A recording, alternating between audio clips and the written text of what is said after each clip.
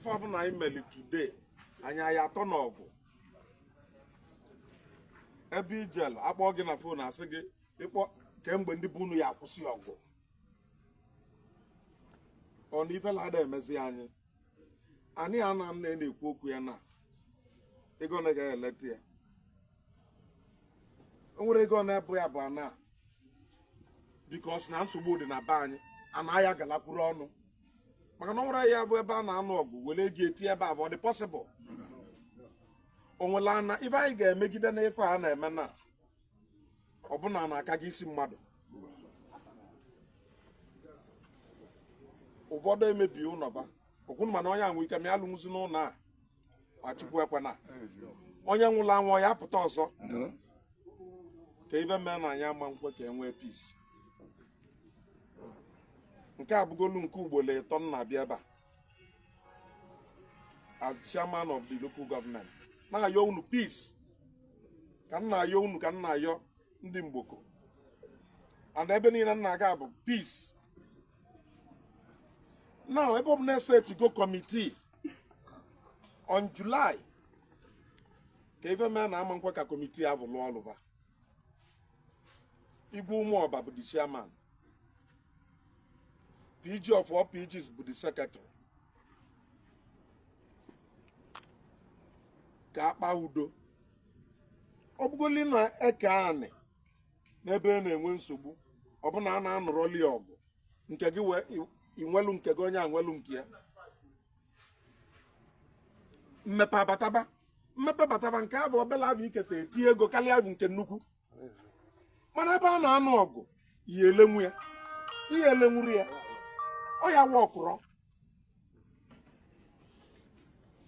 a plot of land n'Ọka ma Ngozika nọsị na 100 million. Ụdị afọ ka ọ dị n'Ọnịcha, ụdị afọ ka ọ dị n'obodo ndị mepesị emepe mana iwele 100 na abụ ichele 1000 n'obodo maka gịnị na anyị ekwerọ ka development bataba anyị. Every time anyị na-agba egbe ndị niile bịala olu oyibo na be anyị anasigo, Ajebu va anasigo, Galates va anasigo, ọkọ wee bụ na be anyị kwụrụ mmepe ọ ga-ekpọ ọmụ si nna na-agba egbe ebe a kedu ebe ngwa gị unu aba na ebe a na ndị agba ọbụla a na-agba ma nsogbu ọbụla a na-enwe ebe a will not stop the judgment. Otu a nsi gwa gị otu a ka nsi wee gwa ya ndị Mgboko onye nwụrụ anwụ ọka ya pụta ọzọ ọgwụnụ ma ego one simenti na-ada n'abịa mana ego one rọdụ na-ada n'abịa onye avụ ọkwa ya ejechọba ego eji wee lụ ya lụ ụlọ mana unu mana nke anụrụ anụ n'ọnwụ ụlọ anaka alụchisiro ọkwa ọdị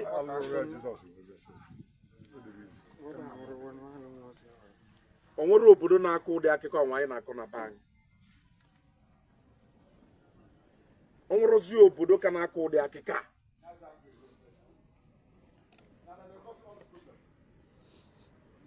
Ife mbịalụ bụ abịarọ m ịta onye ọbụla ụta na mana ife mbịalụ ọzọ bụ ayịyọ nke ịtọ rapụnụ ndị peace committee kafa lụọ ọlụfa ma onye na-alụ ọlụ ma onye na-aza akpụ ma onye na-akụ ọka mmadụ abazi na ebe afọ ọzọ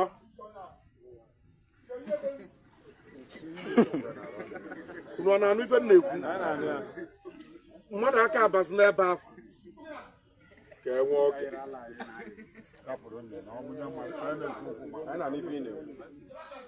o nwere ka eyi esi ma Mgboko ma iru ugege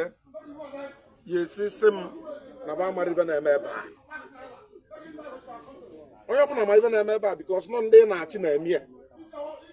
ka ọ na ọ bụrụ ya or this crisis can you hand over to our children.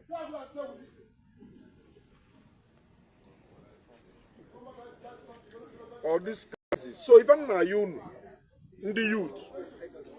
you know, na ife na-ekwu. Even now you bụ rapụ na development ka ọ bata be anyị maka na anyị baa na-eme ife a na-eme onye weta nke onye ya alụ factory ọcha ebe jụrụ oyi lụ anya o nwere ya alụ ive n'ebe obodo na-anụso ọgụ.